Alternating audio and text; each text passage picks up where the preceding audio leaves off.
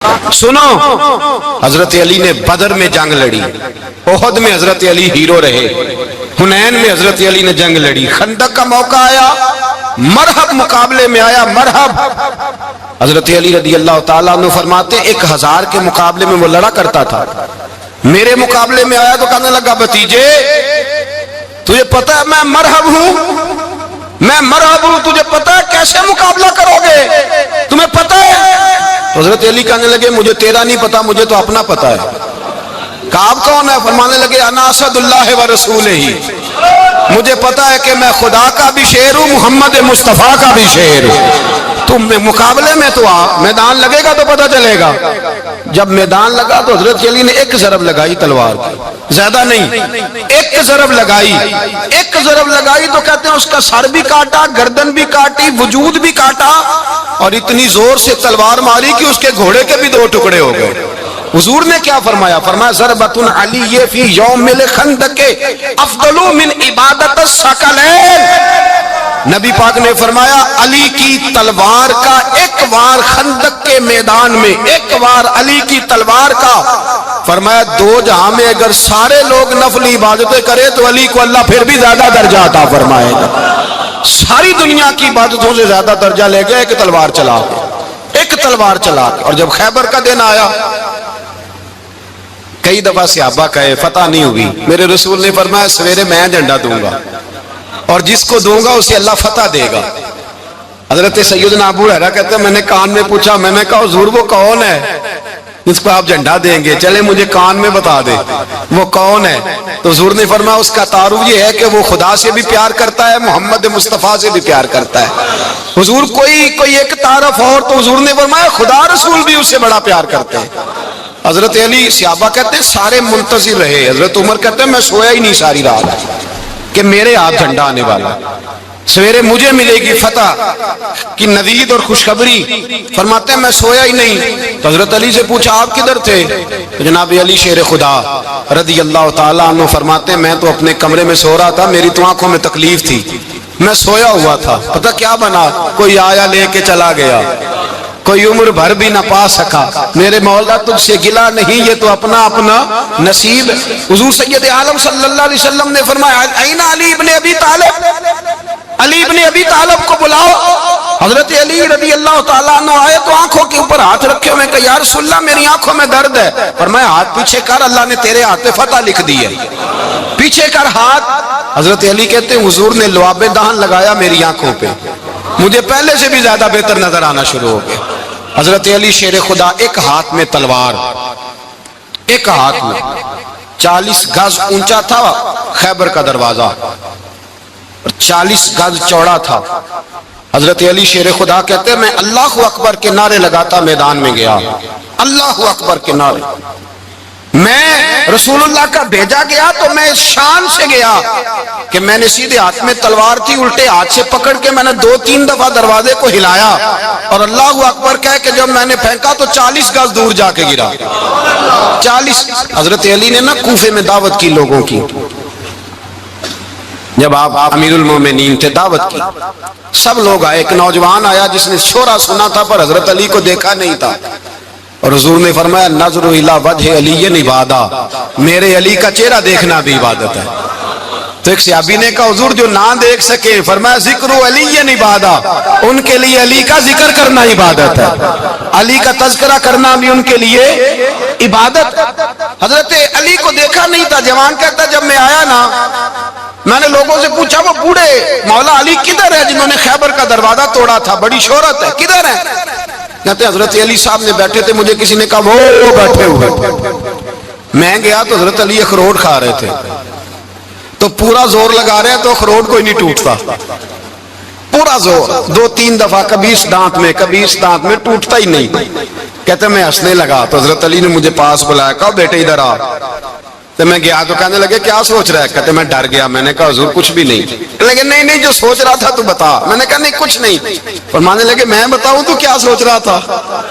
بتاؤں کہ حضور بتائیے۔ آپ فرمانے لگے تو سوچ رہا تھا بابے سے اخروٹ تو ٹوٹتا نہیں، خیبر کیسے توڑ دیا تھا؟ تو سوچ رہا تھا کہ اس سے اخروٹ تو ٹوٹتا نہیں تو خیبر کیسے توڑا تھا؟ فرماتے ہیں میں نے کہا میں یہی سوچ رہا تھا. یہ جب عرض کیا نا تو فرماتے ہیں شیر خدا کا رنگ ہی بدل گیا. پہلے مسکرا رہے تھے پھر انداز بدل گیا. انہوں نے اپنے منہ سے وہ جو خروٹ لگا تھا جھاڑا, ہاتھ یوں جھاڑے, امامہ سیدھا کیا اور فرماتے ہیں شیر خدا بن کے بیٹھ گئے. کہنے لگے بیٹے اخروٹ کو چھوڑ, کوئی خیبر آ تو لا, میں ابھی بھی توڑنے کو تیار ہوں. خیبر کوئی ہے تو لا, میں ابھی بھی توڑنے کو. دیواریں ہلتی رہتی ہیں اور در کانپ جاتا ہے. علی کا نام سن کے اب بھی خیبر کانپ جاتا ہے. میں تو اس کو چھوڑ اخروٹ کو تو لا. کہتے ہیں میں نے کیفیت دیکھی تو حضرت علی کا تو رنگ ہی بدل گیا. میں نے کہا واقعہ یہ توڑ ڈالیں گے, یہ خیبر آج بھی یہ توڑ ڈالیں گے, کیفیت ہی بدل گئی. فرماتے ہیں شیر خدا مسکرائے, کہنے لگے بیٹا ڈرنا, مسئلہ سمجھ. کہا حضور کیا ہے؟ آپ فرمانے لگے اخروٹ میں جسم کی قوت سے توڑ رہا ہوں اور خیبر میں نے اپنے ایمان کی قوت سے توڑا تھا. میرے ایمان میں آج بھی بڑی قوت ہے. آج بھی اگر کفر للکارے گا, آج بھی اگر دین کا دشمن للکارے گا, علی کا جذبہ جہاد آج بھی بڑا جوان ہے. غیرت ایمانی آج بھی بڑی, دین کے ساتھ وفا کا رشتہ آج بھی بڑا میرا جوان ہے. تو بتا کوئی خیبر توڑنا ہے تو حضرت علی شیر خدا, ہر جگہ قربانی حضرت علی کی. جب مدینے میں نا حضور نے سب کو انصار اور مہاجرین کو بھائی بھائی بنا دیا تو حضرت علی چپ کر کے کھڑے ہیں. حضور نے فرمایا کیا سوچ رہے ہو؟ کہا حضور مجھے بھی تو کسی کا بھائی بنائے نا. حضور نے فرمایا انت اخی فی الدنیا والآخرہ, تو دنیا میں بھی میرا بھائی ہے, آخرت میں بھی میرا بھائی ہے. امام راضی نے لکھی ہے ایک بات, بڑی عجیب بات لکھی. امام راضی کہتے ہیں زمین پہ نبی پاک نے حضرت علی کو بھائی بنایا تھا تو آسمانوں پہ جبریل امین نے حضرت میکائیل کو بھائی بنا لیا. تو رب کریم نے پوچھا کیوں بھائی بن گئے ہو؟ کہا تیرے محبوب کا جلوہ دیکھ کے بن گئے. جس رات نبی پاک صلی اللہ علیہ وسلم ہجرت کر کے آئے نا, ایک کو حضور نے ساتھ لے لیا, امیر المومنین حضرت ابو بکر صدیق. ابو بکر دا پہلا نمبر. پہلا نمبر کس کا ہے؟ دوسرا, تیسرا, چوتھا. یہ سبق بچوں کو یاد کرائیں. اب ہمارے لوگ مسئلے بھی قوالوں سے پوچھنے لگ گئے, فتویٰ بھی قوال کا چلتا ہے, اللہ خیر کرے. حضرت ابو بکر صدیق کو حضور نے ساتھ لے لیا ہجرت کی رات, اور مولا علی شیر خدا کو بستر پہ سلایا.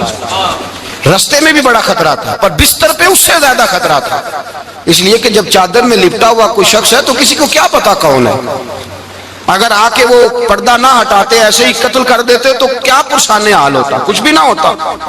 امام راضی کہتے ہیں رب کریم نے فرمایا جبرائیل میکائیل تم دونوں کہتے تھے ہم بھی بھائی بھائی بن گئے, بتاؤ تم میں سے کوئی ایک دوسرے پہ جان قربان کرے گا جان؟ فرشتے خاموش ہو گئے. تو رب نے فرمایا اب نیچے ذرا جلوے تو دیکھو, علی میرے رسول پہ جان قربان کر رہا ہے, جاؤ دیکھو نا جا کے جلوے, تم تو بھائی بھائی بنے تھے. تو فرشتے عرض کرنے لگے مولا ہماری ڈیوٹی کیا ہے؟ فرمایا اب تمہاری ڈیوٹی یہ ہے کہ تم جاؤ زمین پہ, 2 تلواریں لے لو اور علی کی چارپائی کے اوپر کھڑے ہو جاؤ. اس نے میرے مصطفیٰ پہ جان قربان کی ہے, اس کی جان کی حفاظت کرو. وہاں کھڑے ہو جاؤ. فرشتے بھی کرتے ہیں تعظیم میری, فدا ہو کہ ان پر یہ عزت ملی ہے. حضرت شیر خدا مولا علی ہر میدان میں اول, ہر جنگ میں پہل.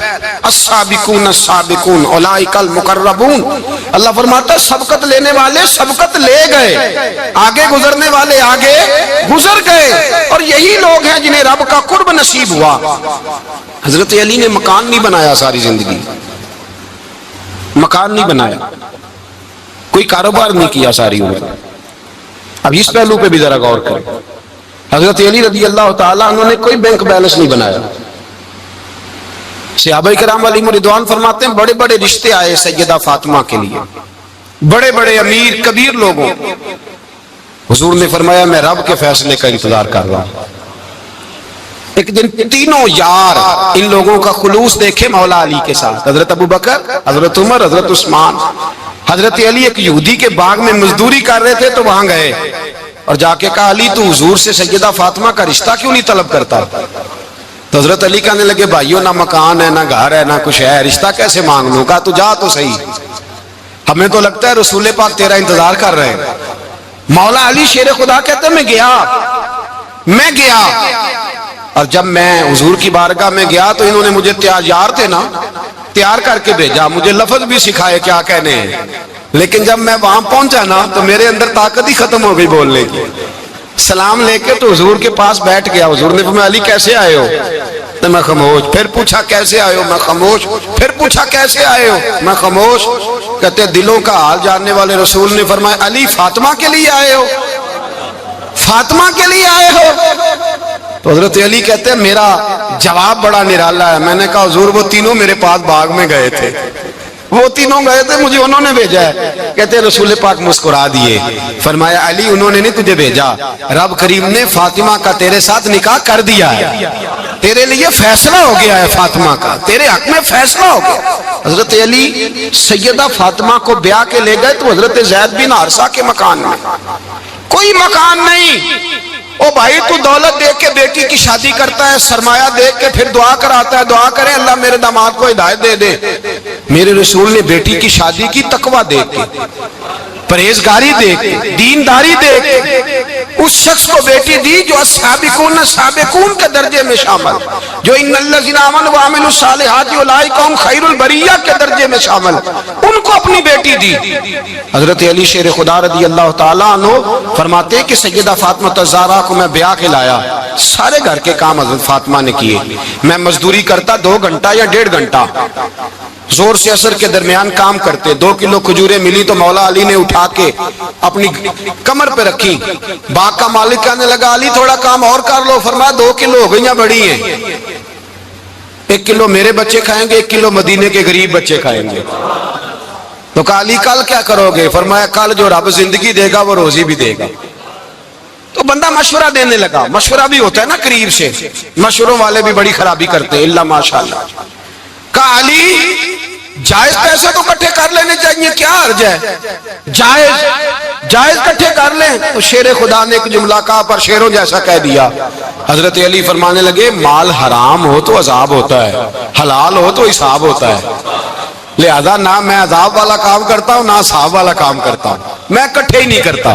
نہ بندہ حساب کے چکر میں پڑے نہ عذاب کے چکر میں پڑے, میں اس رستے جاتا ہی نہیں.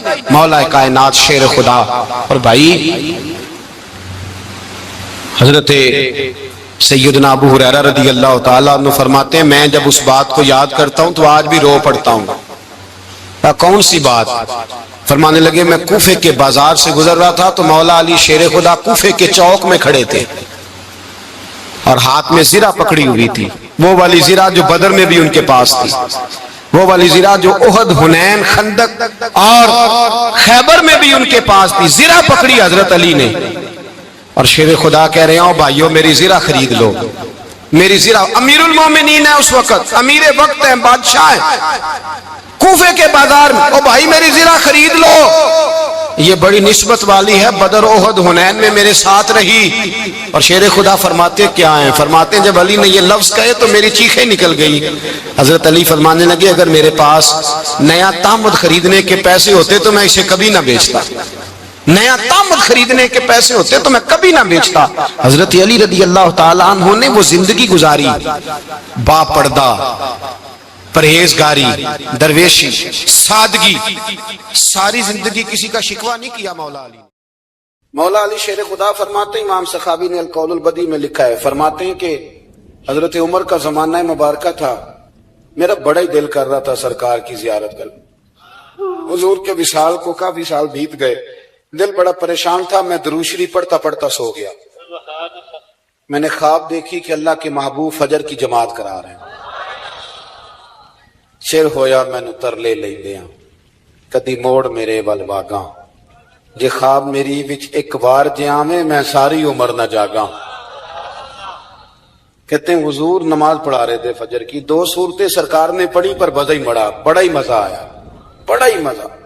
کہتے ہیں نماز مکمل کر کے نا تو سرکار نے صحابہ کی طرف رخ نور کیا تو ایک صحابی کھجوروں کا ٹوکرا لے کے آئے. یا رسول اللہ تازی کھجوریں پکیاں قبول کریں. حضور نے ایک کھجور اٹھائی, صاف کی, کھائی, باقی ایک صحابہ کو بانٹی. حضرت علی کہتے ہیں 15-16 صحابہ کے بعد میرا بھی نمبر لگا. کھجور کھائی, کھجور کا نہیں دست مصطفیٰ کا بڑا مزہ تھا.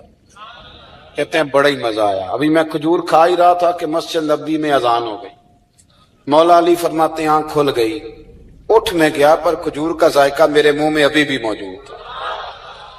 اب اس پر پورا باب باندھا ہے شاہ عبدالحق الہ آبادی نے, وہ کہتے ہیں کہ حضور جس کو خواب میں کوئی چیز دیتے ہیں وہ حقیقت میں بھی اسے دیتے ہیں. وہ خواب میں نہیں ہوتی، وہ حقیقت میں ہوتی ہے. پورا باب ہے. بہرحال عنوان پہ رہنا چاہتا ہوں.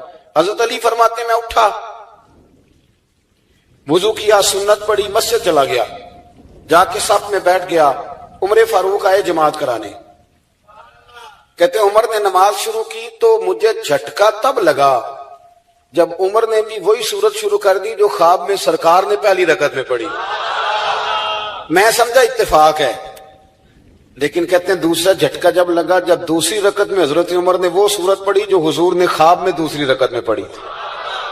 کہتے ہیں میں اب بڑا پریشان ہوں کہ یہ بات کدھر کی کدھر جا رہی ہے. مولا علی شیر خدا فرماتے ہیں نماز مکمل ہوئی تو کھجوروں کا ٹوکرا بھی آ گیا. فرماتے ہیں اب تو میری حیرت کی حد نہ رہی. حضرت عمر نے ایک کھجور اٹھائی، صاف کی، کھائی، دوسرے صحابی کو، تیسرے کو، چوتھے کو، 15-16 صحابہ کو ملی، مجھے بھی دی. کہتے ہیں کھجور کھائی، مزہ بڑا آیا.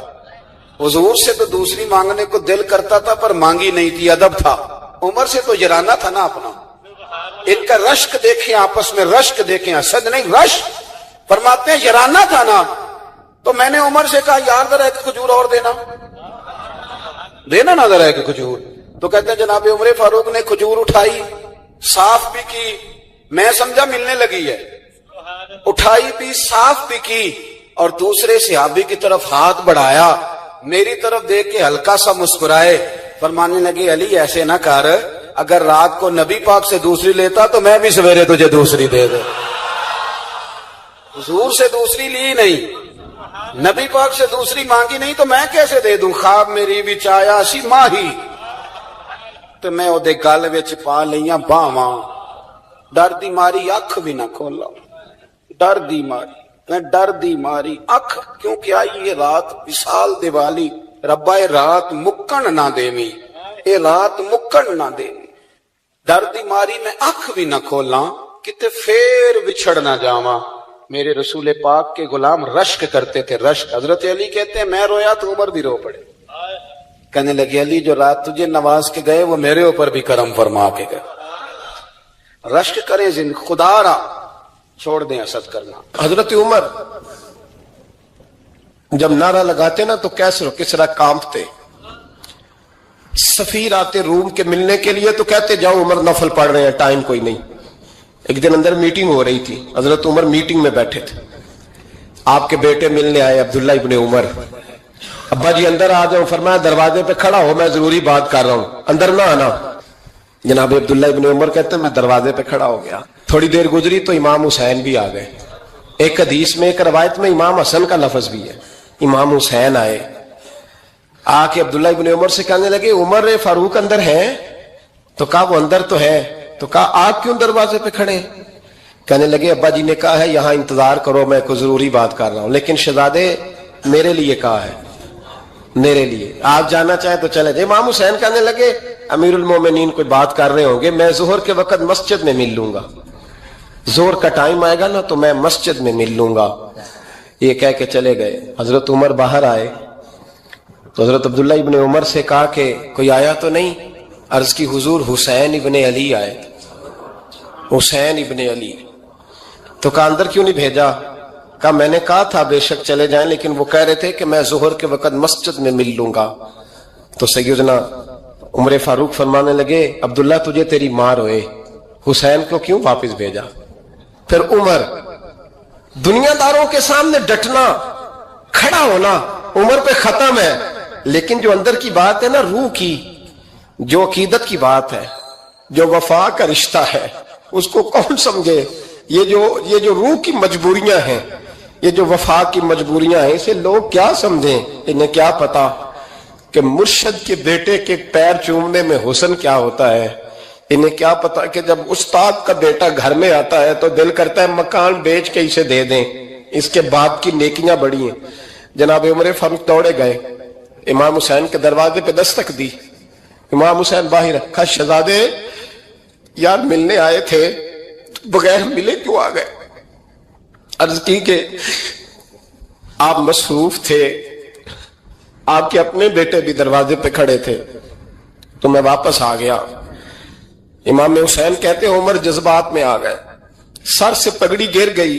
कहने लगे हुसैन, मेरे बेटे का और हुसैन का क्या मुकाबला? क्या उसकी मां का नाम फातिमा ज़हरा है? क्या उसकी नानी का नाम खतीजतुल कुबरा है? क्या उसके नाने का नाम मोहम्मद मुस्तफा है? और फिर सर से पगड़ी उतरी थी, अपने बाल जोर से पकड़ लिए। कहने लगे हुसैन, मैं ना मक्के में ऊंट चराया करता था और डंडों से मार खाता था अपने बाप से। ये जो आज सारी दुनिया में उम्र के नारे लगते हैं, ये तेरे नाने का सदका है। शहजादे, मेरी वफा और मेरी वफा में जब तेरा दिल करे ना, दौड़ के आ जाया कर। उम्र तो लोग, एक दिन इमाम हुसैन ने आके ना जनाबे फारूक आजम से कहा, खुतबा दे रहे थे बच्चों की, तभी शुरू में पता नहीं क्या बात आई इमाम हुसैन के दिल में। कहने लगे, उमर नीचे उतरो, ये मेरे नाना का मिंबर है। तो हजरत सैयदना उमर, सुनो, कभी मेरा भी बच्चा आ जाए तो मैं कहता हूं इसको पकड़ो यार, बच्चों को तो नहीं ना जुम्मों में मतलब जिक्र किया जाता, उतरना, मेरे नाने का मिंबर है। जनाब उमर उतर के नीचे खड़े हो गए। तो कहा, जाके अपने नाने के मिंबर पे बैठ। तो हजरत उमर रो पड़े। कहने लगे, शहजादे, मेरे नाने का मिंबर ही कोई नहीं है ही नहीं। ये मिंबर, ये मुसल्ले, ये तेरे नाने की शान है। मेरे नाने का कोई मिंबर नहीं, तेरे ही नाने का मिंबर है। थोड़ी देर खड़े रहे तो इमाम हुसैन कहने लगे, अच्छा कोई नहीं आपके नाने का मिंबर का? नहीं। का चलो फिर मेरे नाने के मिंबर पे बैठ जाओ, चलो खैर है। कोई नहीं आपके नाने का? का नहीं। तो कहा कोई नहीं फिर मेरे नाने के। जब हजरत उमर बैठे तो बड़ा शानदार जुमला का फरमाने लगे, मैं मिंबर पर मर्जी से नहीं बैठा था, मुझे अबू बकर ने बिठाया था, और फिर हुसैन के कहने पे मैं उतरा हूं, अब मुझे हुसैन ने बिठाया है। अब किसी की जुर्रत है तो उमर को उतार के दिखाए, अब मैं हुसैन का तेरी नस्ल पाक में। यार कितनी बेशर्मी की बात है, लोग इमाम हुसैन को बागी कहे। हुजूर का विसाल हुआ ना, तो इमाम हसन और इमाम हुसैन की उम्र अभी 7-8 साल 9 साल के बीच थी। तो हजरत मौला अली शेर खुदा रदी अल्लाह तआला अन्हु के साथ इमाम हसन आए मस्जिद में, तो मिंबर पे बैठे हुए देखा हजरत अबू बकर सिद्दीक को। तो कहने लगे, नीचे उतरना, मेरे नाना का मिंबर है। बच्चों को बड़ी पहचान होती है ना अब्बा के कपड़ों की, से पता होता है कि ये मेरे नाना का है, ये मेरे, नीचे उतरो, ये मिंबर मेरे नाना का है। तो हजरत अली मुर्तजा ने जल्दी से पकड़ा और पकड़ के फरमाया, जरा हुसैन, हसन ये क्या कह रहे हो? अब देखे ना बच्चा यहाँ किसी का शोर करे तो मैं आपको जुमा छोड़ के बच्चे की थोड़ी सुनूंगा। मैं कहूंगा कि भाई ठीक हो गया, बच्चे को ले जाओ, जरा इसे पीछे करो, जुमे के बाद बात करते हैं। लेकिन वो थे ना रसूलुल्लाह के नवासे, और हजरत अबू बकर सिद्दीक अजमत और शान को समझते थे। उन्होंने कहा, नीचे उतरिए, मेरे नाने का मिंबर है। तो हजरत सिद्दीक एक बार नीचे उतर के खड़े हो गए। तो एक जुमला, बाकी बुजुर्गों ने भी बड़ा कुछ लिखा है, पर यहाँ एक बात शाह अब्दुल अजीज मुहद्दिस देलवी ने लिखी है। हजरत सिद्दीक एक बार रो पड़े, कहने लगे, हसन अगर मिंबर तेरे नाना का है तो अबू बकर भी तो तेरे नाना का ही है ना, ये को बाहर से तो नहीं ना आया, ये भी तेरे नाना का है। तो हजरत इमाम हसन हंसने लगे, फरमाने लगे, ठीक हो गया, बैठ जा मिंबर पे, पढ़ाएं जुमा। समझ आ गई है बात की, पढ़ाएं जुमा। आपकी बात की मुझे समझ आ गई है कि अगर मिंबर नाना का है तो अबू बकर भी तो उन्हीं का है ना जनाब सिद्दीक अकबर। नबी पाक अलैहिस्सलाम तशरीफ फरमा है, हुजूर के सहाबा की एक जमात बारगाह में बैठी है। हजरत सिद्दीक अकबर भी हुजूर के बिल्कुल करीब बैठे हैं, वो आज भी हुजूर के करीब ही है, करीब बैठे। तो अचानक ना महफिल में हजरत मौला अली शेर खुदा तशरीफ ले आए। बाकी सहाबा भी उठना चाह रहे थे, कोशिश हो रही थी, लेकिन पता है सबसे पहले जगह कम थी, को बंदा जरा सिरकता या जगह बनाता तो जगह बनना थी। बाकी भी उठना चाह रहे थे, लेकिन सबसे पहले हजरत सिद्दीक अकबर उठे। हजरत मौला अली का बाजू पकड़ के थाम के हुजूर के करीब बिठाया, खुद जरा थोड़े से पीछे होके बैठ गए। अब बोला नहीं कोई, वहां लोग कम बातें करते थे, वहां लोग बोला है, पाए नजर होश में आ, ये कुवे नबी है, आंखों से भी चलना यहां बेअदबी है, लबां ते मोहरां लगियां बोलन दी जाच भुल गई, उथे जुबाना ताई खोलन दी जाच भुल गई, ते जाके मदीने अथरू मेरे सवाल बन गए। हुजूर की बारगाह में वहां को बंदा बात करे, अल्लाह ने पहुंचाया सरकार के कदमों में, सद शुक्र मैं फिर आया सरकार के कदमों में, कुछ लम्हे सलामी को ठहरा हूं मवाजा पर, फिर मुझको अदब लाया, پھر مجھ کو ادب لایا سرکار کے قدموں میں. تو حضرت کسی نے گفتگو نہیں کی. حضرت صدیق اکبر نے بازو تھاما اور لا کر کے نا حضرت مولا علی کو حضور کے قریب بٹھایا اور خود سائیڈ پہ جا کے بیٹھ گئے. کوئی بولا نہیں, بات نہیں کی. تب ہم تو باتیں زیادہ کرتے ہیں نا. جا کے سائیڈ پہ بیٹھ گئے.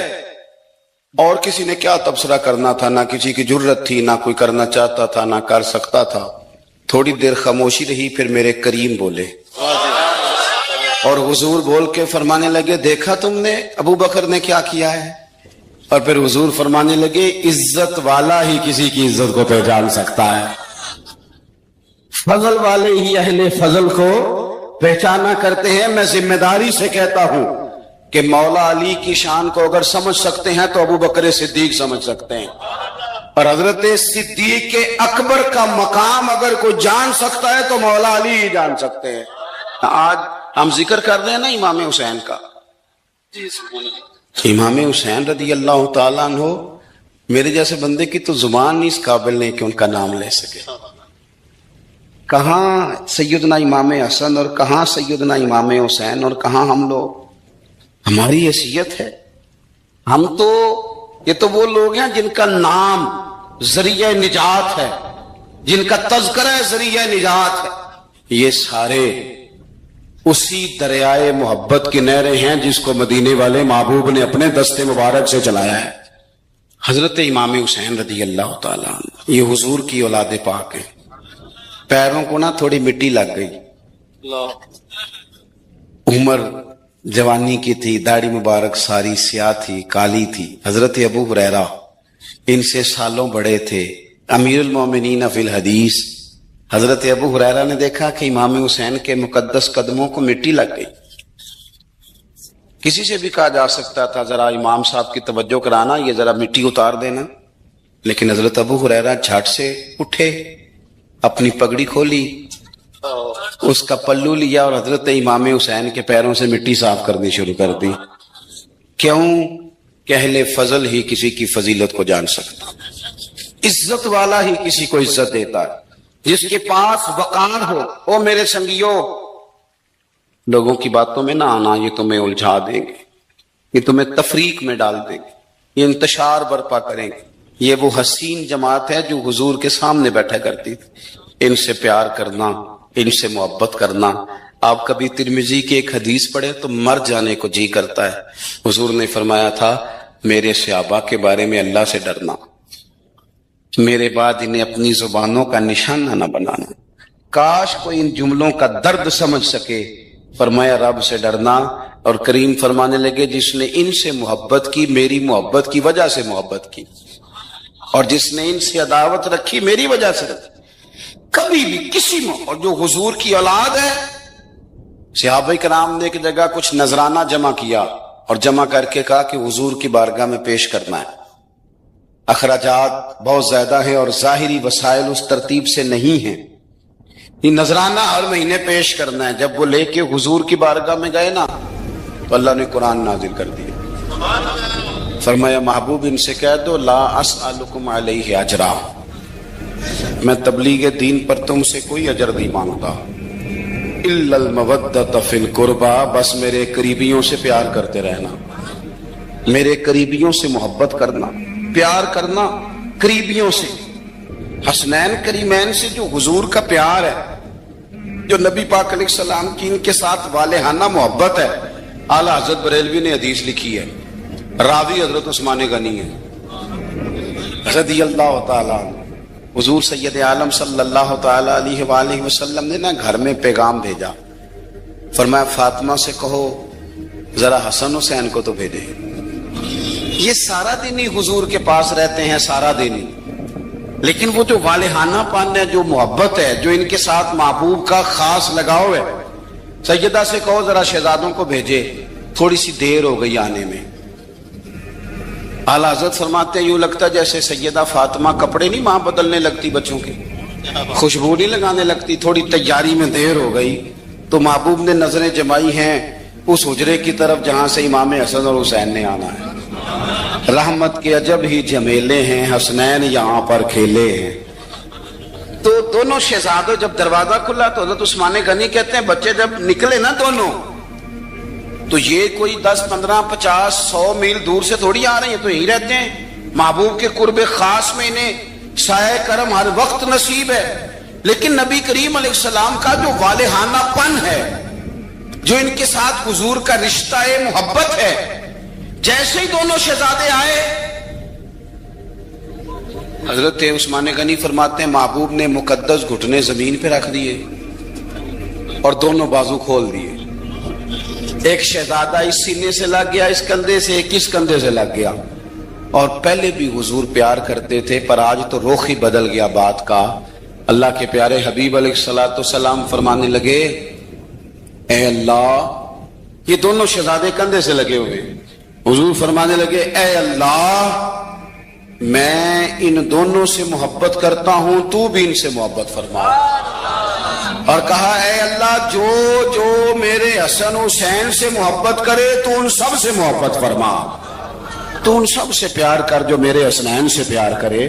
اللہ کے پیارے محبوب علیہ السلام کی محبت جب حضور کو، بھئی جس چیز کی طرف محبوب نے ایک دفعہ دیکھا ہے نا، وہ غار ثور میں حضور ایک دفعہ گئے ہیں، 3 دن قیام کیا ایک دفعہ گئے، تو ہمارا تو کئی بار جانے کو دل کرتا ہے. جہاں حضور تھوڑی دیر قیام فرمائیں اس جگہ سے پیار ہو جاتا ہے.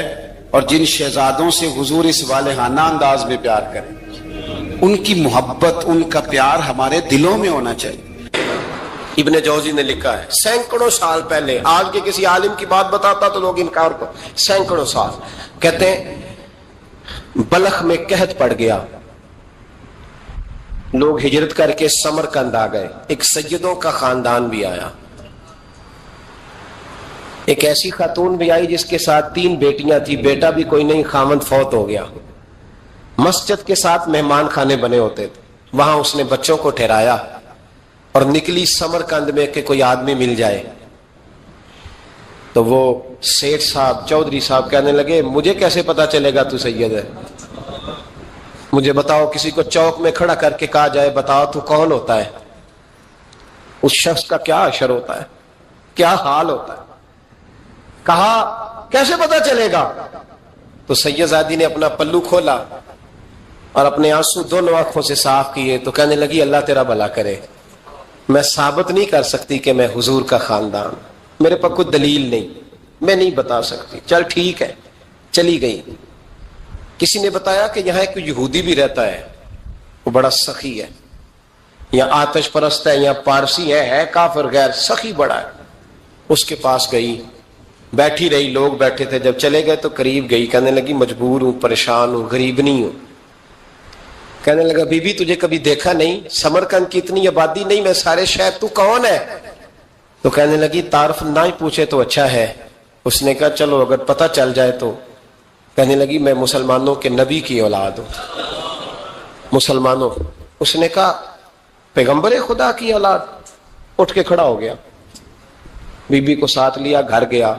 کہنے لگا جو صاف ستھرا کمرہ ہے نا اسے پھر دھو ڈالو، ایک دفعہ پھر دھو ڈالو. کمرہ دھلایا، صاف کرایا. پھر کہنے لگا بی بی میرے برتن زیادہ صاف ستھرے نہیں، میں نئے نہ خرید کے لا دوں. پھر نئے برتن لایا. پھر اپنے بچوں سے کہنے لگا اونچا نہ بھولنا، یہ سیدہ فاطمہ کی شہزادیاں آئی، یہاں کوئی شخص اونچی بات نہ کرے. پھر کہنے لگا بی بی جو میرا بالکل طیب اور حلال رزق ہے نا، یہ اس میں سے لنگر ہے، لیکن چونکہ میں غیر مسلم ہوں، مجھے سلیقے نہیں آتے، جیسا تیسا بھی ہو نا اسے قبول کر لینا. خاتون کو کہنے لگا یہ گھر ہے، جب تک جی چاہے یہاں رہنا، اور دیکھنا ہو سکے تو رات اپنے نبی سے سفارش کرنا، میرا بھی کوئی مسئلہ، میری بھی کوئی قبولیت کہیں ہو جائے. وہ مسلمان کہلانے والا رات کو سویا. کہتے جنت سجی ہوئی ہے، لوگ جنت میں جا رہے ہیں، لائنیں لگی ہوئی ہیں، نبی پاک لوگوں کو جنت میں بھیج رہے ہیں. میں بھی دوڑ کے لائن میں لگ گیا، فرشتے نے میرا بازو پکڑا، کا پیچھے ہٹ. تو میں دوڑ کے حضور کی بارگاہ میں گیا، میں حضور سارے جنت میں جا رہے ہیں، یہ مجھے نہیں جانے دیتا. تو نبی پاک نے فرمایا تو کون ہے؟ کہ یا رسول اللہ میں مسلمان ہوں. کہتے ہیں حضور مجھ سے فرمانے لگے کوئی دلیل ہے تیرے پاس؟ دلیل ہے کوئی تیرے پاس؟ میں چپ کر گیا. فرمایا میری بیٹی تیرے دروازے پر آ ہی گئی تھی تو دلیلیں پوچھنے لگ گیا تھا. میں جا دوڑ جا. سویرے آنکھ کھلی تو گلیوں میں ڈھونڈتا پھرتا ہے, تلاش کرتا پھرتا ہے, کونے کونے میں جاتا ہے وہ سادات کا گھرانہ کہاں گیا. ڈھونڈتے ڈھونڈتے اس غیر مسلم کے دروازے پہ جا کے پہچان لیا تو کہنے لگا خدا کا واسطہ جو تو نے نوکری کی ہے نا ان کی مجھ سے 11 گنا لے لے, یہ سادات کا گھر مجھے دے دے. تو کہنے لگا کل تو آتا تو شاید بات اور ہوتی, آج بات اور ہے. اس نے کہا مہربانی کر. کہا نہیں کل تو آتا تو معاملہ اور تھا, آج معاملہ آج اور ہے, رنگ بدل گیا ہے, حالات تبدیل ہو گئے ہیں, اب تو دیکھ تاک کے آیا, جا دوڑ جا. کہنے لگا نہیں مہربانی کر دے دے. تو غیر مسلم میں تیرا کیا تعلق؟ کہنے لگا چپ کر, غیر مسلم میں کل تک تھا, کل سے سجدوں سے پیار کیا ہے تو میرے حالات سنور گئے ہیں. وہ جو نظارے تو نے رات خواب میں دیکھے ہیں میں نے جاگتی آنکھوں سے دیکھے ہیں, میں نے جاگتی آنکھوں سے. اور تو نے کسی مفتی پیر عالم کے ہاتھ پہ کلمہ پڑھا ہے, میں نے رات محمد عربی کے ہاتھ پہ کلمہ پڑھا. نبی پاک نے فرمایا علی سے پیار کرنے والا مومن ہے, اور فرمایا بغض علی نفاق, اس کے سینے میں علی کا بغض ہو وہ منافق ہے, وہ منافق ہے. جس کو نبی پاک منافق ہے, منافق ہے کہ نہیں؟ ذکر علی عبادہ, النظر الی وجہ علی عبادہ. فرمایا علی کا چہرہ دیکھنا بھی عبادت ہے اور ان کا ذکر کرتے رہنا بھی عبادت ہے. اسلام صرف اخلاقیات کا مذہب نہیں, اخلاق مسلمان کا اخلاق یہ اس کا پھل ہے, یہ اس کا پتے ہیں, پھول ہیں. لیکن نبی پاک کی غلامی, حضور کی محبت, صحابہ اور اہل بیت کا احترام یہ ایمان کی جڑ ہے. جڑ مضبوط نہ ہو تو نہ پھول اگتے ہیں, نہ پھل آتے ہیں, نہ ٹہنیوں پر کوئی پتا آتا ہے. جڑ کا مضبوط ہونا بڑا ضروری ہے. ان محبتوں کا سینے میں اٹھنا پہلا پہلو آج کے موضوع کا, اس کو ذہن میں رکھیں. محبت کا جوش مارنا, محبت کا جوش مارنا, پیار کا بڑھنا, طبیعت میں ذوق پیدا ہونا, یہ ایمان کی علامت ہے. یعنی حضرت عمر کی بات سن کے دل کا ٹھنڈا ہونا ایمان کی علامت ہے, اور امام حسین کی بات سن کے طبیعت کا سکون میں آنا یہ ایمان کی علامت ہے. حضرت فاطمہ الزہرا کا ذکر ہو اور وجود کے رونگٹے کھڑے ہو جائیں, طبیعت پہ کیف طاری ہو جائے, سیدہ زینب کا تذکر آئے تو آنکھوں میں آنسو چھلک پڑے, یہ ایمان کی علامت ہے. انسان کے وجود پر اثر ہو. لیکن جو آدمی کچی کچی باتیں کرے, کمزور کمزور کمزور کمزور کہانیاں سنائے کہ نہیں جی وہ ٹھیک ہے, اہل بیت ہی اصل تھے, سارا کچھ وہی تھے, صحابہ بس وہ. بھائی جس آدمی کے پیچھے مولا علی نماز پڑھتے ہیں وہ بندہ تجھے قبول کیوں نہیں؟ جس ابو بکر صدیق کے پیچھے وہ نمازیں پڑھتے ہیں تجھے کیوں نہیں قبول؟ جس عمر کے وہ مشیر بنتے ہیں تجھے کیوں نہیں حضرت عمر قبول؟ اور جس عثمان غنی کے بارے میں مولا علی کی یہ رائے ہے کہ امام حسن اور حسین کو تلواریں دے کے حضرت عثمان کے دروازے پر کھڑا کر کے کہا بیٹا یہاں کھڑے رہنا, کوئی دشمن عثمان کے قریب نہ آنے پائے. تو جس عثمان کے حضرت علی محافظ ہیں تجھے وہ عثمان کیوں قبول نہیں؟ یاد رکھو ہم لعنت بھیجتے ہیں فرقہ واریت پر, امت کو تباہ کرتے ہیں وہ لوگ جو فرقہ واریت پیدا کرتے ہیں. لیکن آپ کو بتاؤں جس جماعت سے آپ کا تعلق ہے نا اس جماعت کی امت مسلمہ کو ضرورت ہے. قیامت بھی 10 محرم کو ہی آئے گی, جمعے کا دن ہوگا. تو میں آج دل کو حاضر ناظر رکھ کے اپنی طبیعت کو حاضر پا کے باشعور آپ کو کہہ رہا ہوں جاگ کے سننا خدا کا واسطہ. آپ اس جماعت سے تعلق رکھتے ہیں, اگر کافر کے سامنے اسلام کا کوئی چہرہ پیش ہو سکتا ہے تو صرف سنی کا چہرہ پیش ہو سکتا ہے.